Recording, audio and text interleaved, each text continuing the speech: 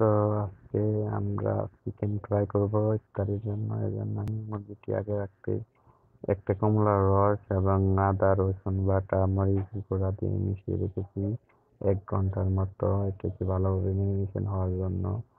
তো অনেকদিন ধরে খাবো ভাবতেছি, তো আজকে খাবোই। তো এখানে তেলটা গরম হওয়ার জন্য তেলটা ফ্রাই গরম দিয়ে এখন মুরগিটি দিয়ে দিয়েছি। আমি এই চুলাটি হালকা মিডিয়াম আঁচে রেখেছি, জানি ভালোভাবে সিদ্ধ হয়। আমি যদি পুরো ফুল পাওয়ার দিই তাহলে সেটা পুড়ে যাবে, এজন্য আমি মিডিয়াম পাওয়ার রাখছি।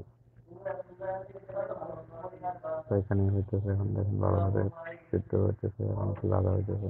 তো এখানে আবার আমি একটু ভেজিটেবল বাছতেছি ইফতারের জন্য, এখানে ভালো বোট আছে। তখন আমার চিকেনটা হয়ে গেছে পুরোপুরি রেডি, এবং ইফতারের জন্য অপেক্ষা করা শুধু। ইফতারের সময় হলে ইনশাল্লাহ ইফতার করবো। এই তো ইফতারের সময় হয়ে গেছে, প্লেটে সবজি চলে, এখন সবাই ভালো থাকবেন, আল্লাহ হাফেজ।